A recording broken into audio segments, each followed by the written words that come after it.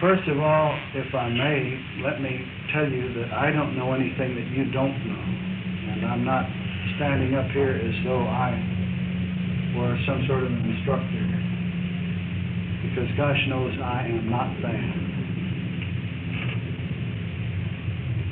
And by the same token, neither are you a student who doesn't know. It's the belief that one is a student who doesn't know that would preclude the recognition of the fact that he is life that knows already. And it is the grand egotistical position that one is an instructor that looks out and sees an aspect of perfection that he thinks needs teaching. And so I began simply by saying that I'm not a teacher and you're not a student. I don't know anything that you don't know. And in order to have this make sense, I might say that for instance, if you were to walk up and stand in front of a mirror,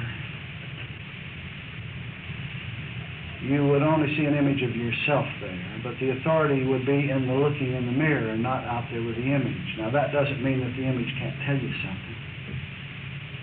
That doesn't mean that the appearance there doesn't tell you that you maybe need to comb your hair, or to wipe your dirt off your nose, or to straighten your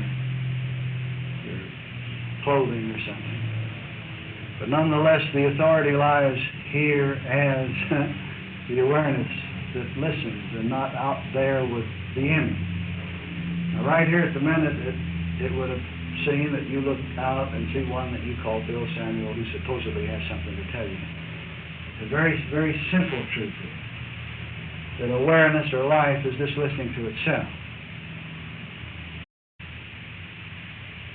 The now is simply an ever unfolding self-disclosure. There's no teacher here and there's no student here. There's just life. And life is about the business of perceiving itself and understanding itself. And this is really the whole process. This is all that's ever going on. It's wisdom about the business of discovering its own infinity, its own beauty, its own perfection.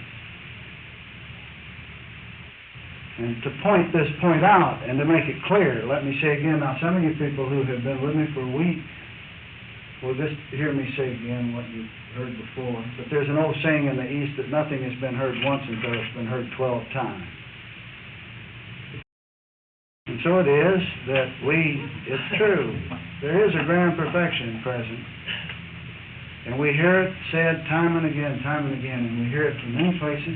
We look in many mirrors of the self. Those mirrors may appear to be books, they may appear to be governments, they may appear to be institutions, they may appear to be what you call teachers, labels, all labels attached to figments of your own seeing. And we listen to it and see it and hear it over and over and over until finally we hear it and see it. Now the grand delight of my experience has been that, and I don't mean to sound vainglorious about this, but for some very interesting reason, miracles, if you want to use that word, follow me around. They do. And nobody, of course, is ever more dumbfounded by it all nor amazed by it all than me. And by miracles, I mean what the world would call healings, or what the world would call the perception of light, or what humanity would call the sudden intuitive knowing, or the mystical marriage. It goes by a million different names, but it happens. It just happens where I go. But it happened where I go because of the very experience it seems having happened to me. And of course that experience doesn't happen, to put it in a time sense, it doesn't seem to happen until one is actually earnestly about the business of looking for the truth, to find out just what reality is. But by the same token, whether one is looking for what reality is or not, the action of life is the discovery of it, automatically going on, effortlessly going on, whether we're really doing it or not. You know, you touch the hot stove to learn not to touch a hot stove. And you walk across a hot pavement barefoot, only to find out that sometimes you can't walk on black pavement barefoot in the hot sunshine. You better put shoes on. Or we wear shoes in order to find out that it's pretty darn good sometimes to go barefoot. And so whether we are really about the business of looking for the truth or not, consciously looking for it or not, we are forever discovering it anyway. And what we are discovering is what we already are, not something that we are trying to acquire. Because the truth that we're looking for is here. It's right here. It's here, closer than breathing, closer than fingers and toes, and I tell you, it's here. It is here. There is nothing that anybody could want that is not already right here, right now. Now, it's here. It's not somewhere else.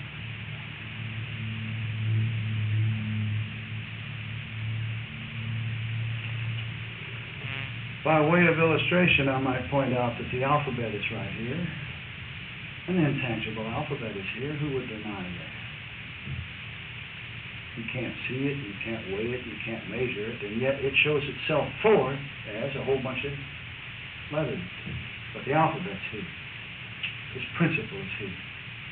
Whether we see it, whether we look for it, whether we know it, whether we care about it, it's here. And by the same token, the principle of arithmetic is here. The principle is here. The principle is intangible. It doesn't have a beginning. It doesn't have an end.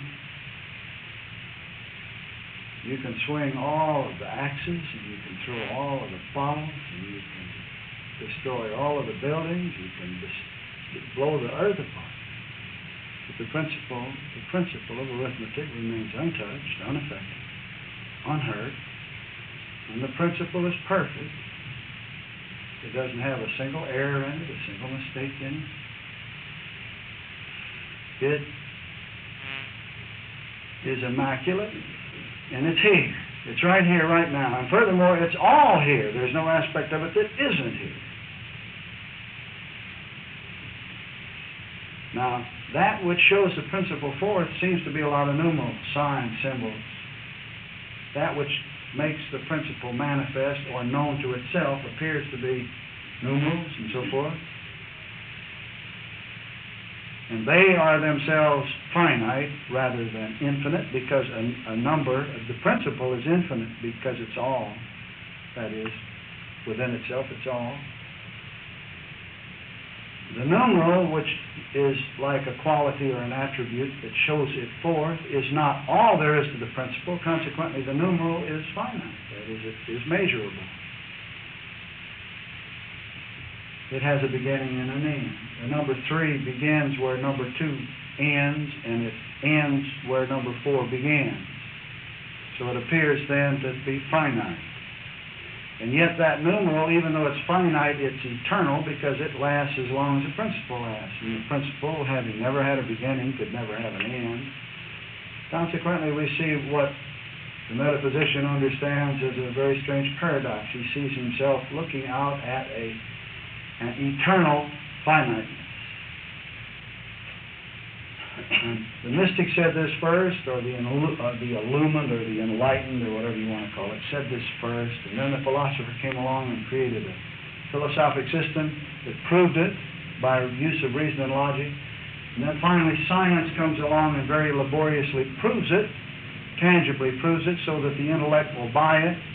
And lo and behold, we find out that matter really can't be destroyed, that matter is energy or light, and that we can change it and do all kinds of things with it, but it still winds up still being what it was, if we don't get rid of the energy or the light. Okay, now that sounded, let's come down just a little bit. What I've said is that there is a pure and perfect principle right here, right now, to be discerned. And that the awareness or the life we are is the discerning of it going on, continually going on, whether we like it or not. And that all that we're concerned with is this now instant, this now moment. And that's all we've really ever been concerned with. You know, I love when all of the kids started talking about the now. I jumped up and down, clicked my heels because I said, great, it's the truth. Why should I not see my own youthful aspect of self out there? Discovering the beauty and the perfection that now is. Because the now is all we're ever concerned with, just this now. Now, of course, the human sense of things, the body sense of things, the world sense of things, takes now and makes it the most infinitesimal nothing on the face of the earth. It makes a bologna sandwich out of it, see. It's got it wedged in. It's got the past on one hand, a very, very thick piece of bread that stretches infinitely in one direction, called the past. And then on the other hand, it's got the future that it stretches out and worries about and is concerned about. And he's guilty about the past, don't forget. Everything in the past he's guilty of and has done wrong or something. And I wish I hadn't done this or that. And on the other side, there's this great future about what's going to happen. Earth is being destroyed, and we're getting to where we can't breathe the air, and the water's becoming polluted, and we're becoming overpopulated, and what's going to happen. And I've got to plan and calculate and put aside so many dollars in order to take care of this and that. But all the while, right in between, dead in between is a thing called now, right now, now. And inevitably, the now is always all right. When we bring it right down to the right here, the right now, and then at the moment it would seem that the tangible here now is this room, where you listen to an aspect of yourself called Bill, just making an effort to be honest, to tell it like it is. And you'll notice that the now, when you bring it down to the now is always all right. The now really is always all right. It's always that worry about what's going to happen in just the next minute. Or when you look at the stack of bills, what's going to happen in just the next minute. Or when you look at the government, you're worrying about, well, what's going to happen if this trend continues? Or if you look at the past, you'll say, well, what does it teach me or tell me? Or if I had only done thus and so. But you'll notice, if you'll just stop and consider,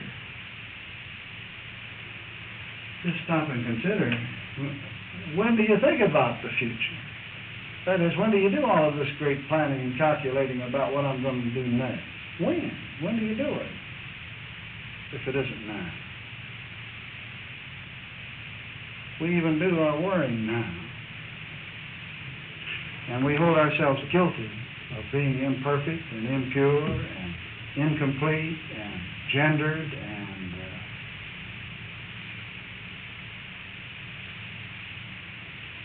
we do that now too. So the now is an eternal now. And it seems that the now is a ubiquitous now. It's with us, inevitably being us all the time. But for the sake of illustration or clarity, let's suppose one has a great sense of agony at the moment, a sense of incompleteness, a sense of unfulfillment, a sense of a great destiny or something, some great grind in the belly, which is the divine discontent, and is brought to his knees and is in the basement. One can always, in the twinkling of an eye, come back and say to himself, well, now, see here, now is the time I'm really concerned with, and this now is all right. There's nobody knocking at the door right now trying to collect a bill. There is no one trying to destroy my home right now. This now is fine. Incidentally, it's very interesting to note that every one of the religious philosophies that has ever started began with this statement, behold, now is the acceptable time. The kingdom of heaven is at hand now. One time Jesus was asked, well, what does all of this mean, all of these signs and symbols I see in the sky? What does it mean? Tell me what it means. Tell me about prophecy. And incidentally, in Jewish theology, this is the holiest of all holy weeks, and today is one of the holy days. This time they said, what do all these signs mean? And instead of answering the question directly, he answered it obtusely. He said, perfection is even now spread over the whole face of the land, but men perceive it not. And he said, test this now. Do you know that that's in the Bible? So many people don't know it. Say it. Test this now. See if this now is all right.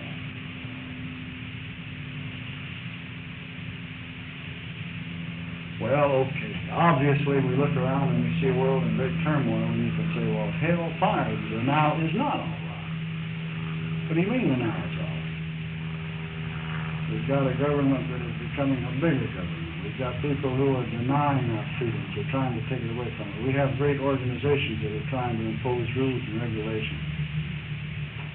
And freedom is not now, we hear said so often.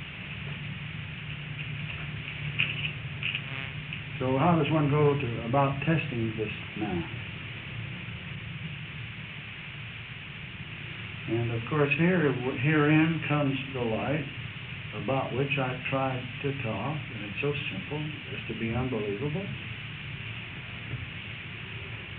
And the intellect will never understand it, but the heart does. The intellect has to have everything make sense. The intellect has to listen to a talk, and it has to make reasonable sense. It has to follow line upon line. It has to make progressive good sense. But the heart, strangely enough, doesn't do that. And the heart is not so obvious. The heart is a rather humble sort of a thing that we are, that seems to be infinitely greater than the intellect in many respects. For example, the heart and love are synonymous terms.